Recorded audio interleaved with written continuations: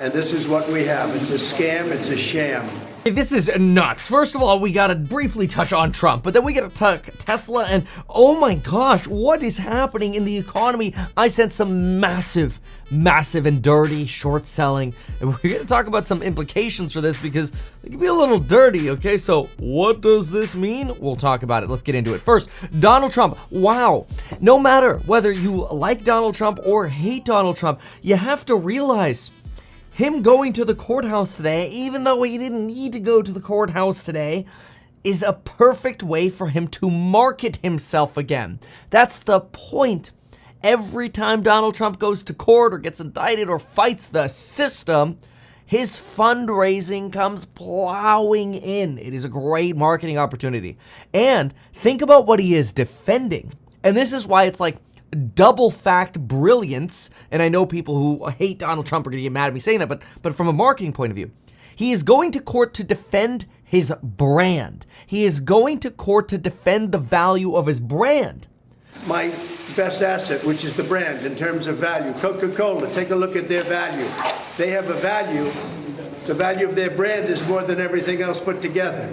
Yet the court or the prosecutors are trying to break down the value of his brand, A, through the actual case that they're presenting that he overvalued his properties, and B, potentially, or likely as many would say, through political persecution, which also potentially hurts his brand. But Donald Trump is saying, my brand is extremely valuable. How dare you try to break it down by weaponizing the political justice system? And B, who says what a brand is worth? This is much more than just a Donnie T case. This is really important for the future of America, this kind of case, because it says, is the value of a brand what somebody believes it is or what everybody else thinks it is? Think about that implication for a moment. You don't even have to go political to see, wow, that's actually a big deal. Donald Trump invoked it himself. He says, look, the value of Coca-Cola is its massive brand. It's a name recognition everywhere and the emotion that evokes. This case is not just about Donald Trump and his politics. And whether or not Donald Trump's legal disclaimer suggesting, hey, don't believe whatever I tell you, banks. If I say value of my property is $10 trillion, it is on you to do due diligence. We have a clause in the contract which tells essentially buyer beware. The contract is very, if you take a look and you speak to the banks, and you will, I hope you speak to the banks because the banks got paid in full. I hope you speak to the banks. But we have a clause in the contract. It's like a buyer beware clause. It says when you take a look at the financial statement, don't believe anything you read. This is up front. And you know what? Trump supporters are going to tell you, yep, that's absolutely right. It is on the other business partner or the person, the counterparty, right? In this case, a lending bank, to do their own due diligence. And on the other side, the people who hate Trump, they say, come on, man, you got to make accurate disclosures. And then you get the realtors that are like, I mean, come on, like we tell our sellers when in doubt, disclose everything. But then we also tell our buyers, don't believe a word the seller says. Okay, like, come on, that's the business world, right? So it's like, what side of the fence do you sit on, right? Point is, it's fascinating to me from a brand, from like an entrepreneurial point of view to see what is now basically Donald Trump going to court to defend the value of his brand. It's not even about the case or the crime, this, that, or whatever. It's about defending the value of a brand, and they're trying to take down the value of his brand. While at the same time, the opposite is happening, right? That's the weird thing. So they're trying to lower the value of his brand, but by prosecuting him, the value of his brand is actually going up in the eyes of those who love him. It's all very, very interesting to me. Okay, Tesla and then this massive short that's going on, okay? And the short has nothing to do with Tesla. Look, a quick thing, because I know people want me to talk about it, and like all of Tesla is like the Tesla community is kind of quiet about this, and I'm like, man, shut up. Well, you are shut up. Like, speak to the people, okay? It's the opposite of shut up. Speak on it. Yeah, Tesla missed deliveries. Honestly, at this point, if you're a Tesla investor at $250, You're not here for 1/4 of deliveries. How do I know that? Because you've been stuck in the same place for the last 3 years, okay? 3 years, I kid you not. You might not believe it. You might not want to believe it. It might piss you off because it does me. But just type in Tesla stock into Google and then see that it's at 250 bucks. And then move your mouse over to 2020 when it was also around 250 bucks. It's kind of wild, okay? That's 3 years. It's a long time. My 8-year-old was 5. My 5-year-old was 2. I didn't know I was about to have twins. I'm about to have twins, by the way, which is pretty exciting. We're within about probably 4 weeks, maybe 3 weeks here. So, knock on wood. The longer it takes, the better. I think they're only 33 weeks cooked. And so I think we ideally want to cook them to at least 36. Twins tend to come by 36. The longer, the better. 37, 38, great. Kids are already measuring larger than usual. But they're girls. Anyway, so moving on to, okay, well, let me finish on Tesla. Look, Tesla had expectations of 455 deliveries, 455,000. They delivered 435. But what's interesting is this is the first time in about 2 years that they've actually delivered more cars than they produced. They delivered about 435,000. They produced 430,000. Remember back like 2 years ago when that flip-flopped the other way? It's like, oh my gosh, Tesla's now making more than they're selling. Oh no, prices are going to have to come down. That's exactly what ended up having to happen. Like prices did have to come down. So yeah, that did have to happen. And that had to happen of the entire auto industry. So obviously that is a sign of a lack of PP, pricing power, right? But relative to the entire auto industry, there is no doubt that Tesla has the strongest pricing power. It's kind of like, who's the fastest racer out of a bunch of losers? Okay? Like, it's okay. They have relatively the best pricing power. And so then you have to ask yourself, okay, so how does that affect their long-term valuation? Because the reality is nobody's investing in Tesla to be flat for 3 years, okay? People are investing in Tesla to make money. Well, personally, I think the prospects of Tesla making substantial money are ahead of us, not over the past 3 years. The past 3 years are fighting inflation, ramping factories, ramping new vehicles, ramping AI, ramping FSD. It's all sort of been in like you had the hopium phase of Tesla stock. Now you went through the hard work phase and we're still in the hard work phase. Oh, Tesla's now up 1337% over the past 5 years. Let's go. That's pretty elite. Oh, gamer talk. Anyway, so now, in my opinion, the true test for Tesla is ahead of us. What is the actual, and I'm not talking about reservations. Nobody gives a crap about reservations other than clickbait artists on Twitter. And they know people like, Kevin, well, isn't that the pot cutting the kettle black? I mean, I think I give pretty darn good perspective inside my videos. I'm not trying to pat myself on the back. I'm just saying, like, the difference on YouTube is you could have like a little sensational title, but then you get in and you got some like real content, real meat of the matter, right? That's what you want. You want to get the bottom line. That's kind of like what you get when you go to meetkevin.com and you're like, oh, wow, those crash courses are a really good value. That's the point. They're like 10 to 15 crash courses. I think we just added a couple. And all of these crash courses will be live by the end of the year, starting soon here. And really excited to get these crash courses out there. Some really good quality content coming. It's all new, by the way. None of the crash courses are remakes of the old stuff or chop ups of the old stuff. It's all brand new. MeetKevin.com to learn more about that. But anyway, this is great for Tesla, in my opinion. The prospects for Tesla could never be better. The fact that it's flat for 3 years, in my opinion, I'm like, let's go. Like, now I can increase my allocation to this stock over 3 years, which is exactly what I've been doing. That's not financial advice for everyone, right? That's not saying you should either directly invest in Tesla or invest through an ETF for the potential tax benefits of that. You know, what you do ultimately is up to you. Yeah, I'm a financial advisor. Did pass my test, by the way, on Friday. That was, did my 65 last year, Series 7 2 weeks ago, Series 63 this Friday. Next up's the 24, so wish me luck. That's in 2 weeks from today. So, in my opinion, the real profit of Tesla is ahead of us, not behind. And you know where the profit is not? It's not in Lithium Americas. Lithium Americas is down today because, well, they are collecting $1 billion in debt. And people are like, oh, well, Lithium Americas, I want to invest in lithium, so I'm going to allocate to Lithium Americas because obviously it's in the name, lithium. So they must make money from lithium, right? Wrong. This morning we went through the earnings for this company. And, we basically had... I don't want to offend people, but I'm just going to do it because whatever. Okay, if on this side of the screen is what fraud is, and on this side of the screen over here is what legitimate company is, okay? This LAC so far appears to be on this side. It's not good.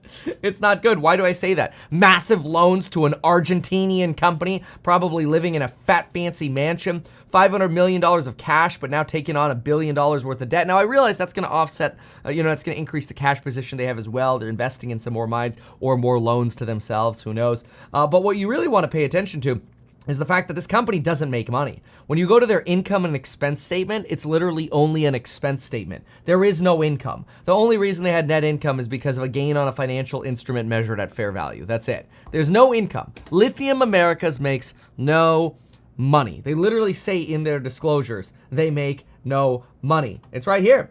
The company has not generated significant revenues from operations and has relied on equity and other financing to fund operations. There it is. June 30th, 2023, Lithium Americas Corp. Wow. Who would have thought that your way to diversify into a lithium investment makes no money from lithium? No wonder the darn thing on a weekly basis is going straight down. It deserves to. Why the hell would I invest in this kind of garbage when I could invest in Tesla? People are like, oh, but your other stock, Enphase, is in the toilet. Hell yeah, it's in the toilet. Hell yeah, it's getting smoked. It's not the only other stock I got. We like the other ones too, whether it's the Intels or the AMDs, the NVIDIAs, the ASMLs, the TSMC, it's great. I still think PayPal is a little undervalued. Probably a value trap though. They hit that woke segment there for a moment. Boy, you touch that, it goes dark. Look what's happening to Disney. Of course, higher for longer rates is hurting the finances, but which we do, going into a financial recession, it's very difficult to call the bottom in finance-related stocks. But the point is, none of these companies are a Lithium Americas. Lithium Americas is a joke. Lithium Americas is an ad for come invest in lithium. Then we're going to lend money to our, rich Argentinian mansion owner. I don't know if that's true. I'm speculating why all this money is going to Argentina. I'm speculating about it. I want to be clear. That is opinion. I don't know. I can't speak for fact. I can only show you what's on the actual earnings call and go, this is sus. Okay, so I showed you. No income from operations. That's sus. Okay, they've been around for years. Now they're raising another $1 billion. To what? Have more income from no operations? I don't know. And I realize people are like, oh, but more lithium's being discovered. I'm like, I don't care. I want to see you extract it and then refine it, purify it, and sell it and make money. Whatever. Okay, so look, now we got to talk about this short selling problem because this is a complete disaster, okay? I smell something really fishy. So this weekend, the government passed its budget. Right? They passed the budget for 45 days. Biden signed it, whatever, okay? There's a bunch of nonsense and drama going on about somebody pulling the fire alarm minutes before the vote, and the Republicans are like, what the hell, why would you do that? And AOC's like, he was in fear for his life, he's gotta get out! How could you blame him? Okay, it's not exactly what she said. It was more like, he made an honest mistake, how could you want to kick him out of Congress? And the Republicans are like, really? Really, you just happen to push the emergency exit door right before the vote, and then, you lawyer up as soon as you get asked for questions? It's the Republican point of view. Who cares? It's all nonsense. But what would you expect would happen after the government passes a budget? I would legitimately ask you this. What do you think would happen or should happen, okay, to treasury bonds? Let me draw this, okay, because I just don't think it'll be as impactful if I don't draw it, because we have to understand this fully so everybody can get it, okay? Because it's just not that hard, okay? Let's say you have this pretty little box right here, okay? And I put like a bow on it. There we go. A box with a bow. See, look, it's like a Christmas gift, okay? What do you think would happen if I told you inside of that box was government risk, okay? Government risk was in that box. When government risk goes up, the value of this box should go down, right? This makes sense. So what happens when the government doesn't default and actually passes a budget? Yes, I realize it's only for 45 days, but buys themselves more time. Are you creating more risk in that box or less risk? It should be obvious. You're creating less risk. So the value of this box should go up. Well, when the value of this box goes up, treasury yields go down because of the inverse relationship of how this works. So anyway, we agree, value of box should go up, right? What's actually happening? Well, what's actually happening is the complete opposite. Markets are selling off the value of that box and treasury yields are skyrocketing. That's sus. That's really sus. It's weird. It shouldn't work that way. And I know some people are like, well, the bond market knows all. And so the bond market, Kevin, they were just pricing in that Congress was going to pass a 45-day kick the can down the road bill anyway, because they always do this kind of stuff. So come on, Kevin, the bond market was already pricing it in. And I'm like, you're smoking crack. Bond market didn't know that. Everybody was pissing themselves last week that we're going to have a government shutdown over the weekend. And then the question was, how much is it going to hit GDP? It's going to be 5 basis points over 10 days. It's going to be 5 basis points over a week. It's going to be 10 basis points over a week. And everybody's coming up with all these estimates. Bull frickin' crap. Everybody knew, we're going to kick the can down the road. Of course, like you and I knew that because that's what always happens. But the market was still freaking out. So the point is, we would have expected Treasury yields to go down. I think we could all agree with that, okay? We expected Treasury yields to go down. And what the hell just happened? The 10-year is up at almost 4.69. It's actually at 4.676, but close enough. It's up 10 basis points today. Yields in Germany are up, yields in Japan are up. And then you think, oh, well, maybe it's just a steepener, right? Well, then you go look at the 2-year Treasury, which is also up 7 basis points. Yes, that means the inverted yield curve is actually steepening by 3 basis points. If you don't even know what I just said in the last 20 seconds, it really doesn't matter. The point is, this is the opposite of what should be happening, okay? Government passes budget, Fed is near or at a peak, risk to treasuries are down, yet bond prices plummet, okay? This smells like, you know what it smells like? It smells like the smelly smell of massive short selling. There is a massive short going on in the treasury market. Why? Because it's been extremely profitable. And yeah, maybe I'm a little pissy that TMF is going straight freaking down. And that's true, okay? I bought this instrument at the blue line. I'm getting screwed.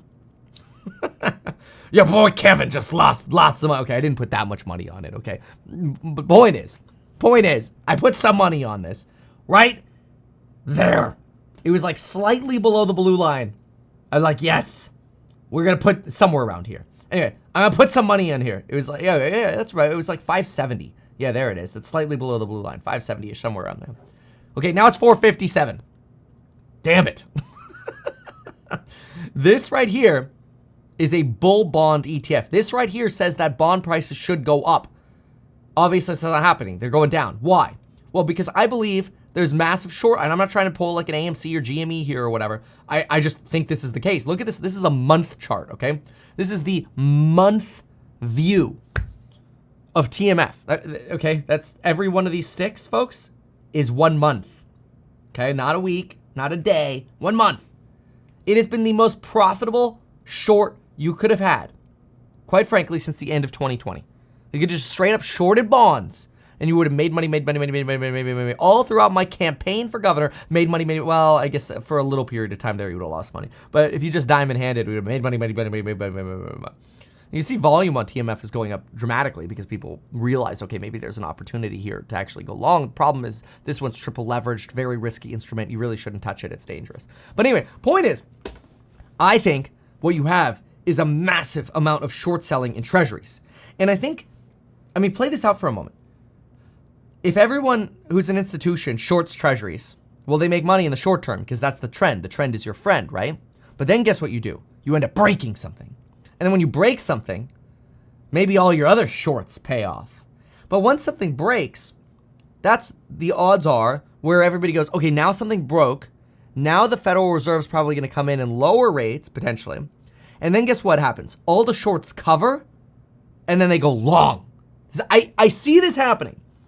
I see this happening. This is literally what's going to happen, okay? Here we are, October 2nd. I don't know when, but it's going to happen. Something's going to hit the fan if the short selling keeps going on. After something hits the fan, it's not that breaking is going to be so bad. It's that all the short sellers are going to go, oh, we pushed this far enough. Then we go long. And then after we go long, what ends up happening after we go long? Well, after we go long, all of a sudden, treasury yields plummet. Absolutely plummet. Straight down. They're taking the staircase up. They will take the elevator straight down. Fast. So, enjoy high rates for a little while and enjoy the opportunity maybe to go buy some real estate. Because I think this there's going to be quite a little bit of pain here very, very soon. So anyway, thank you so much. Really appreciate y'all. And we'll see you in the next one. Hope you like the Bottom Line Report. Check out the crash courses at meetkevin.com.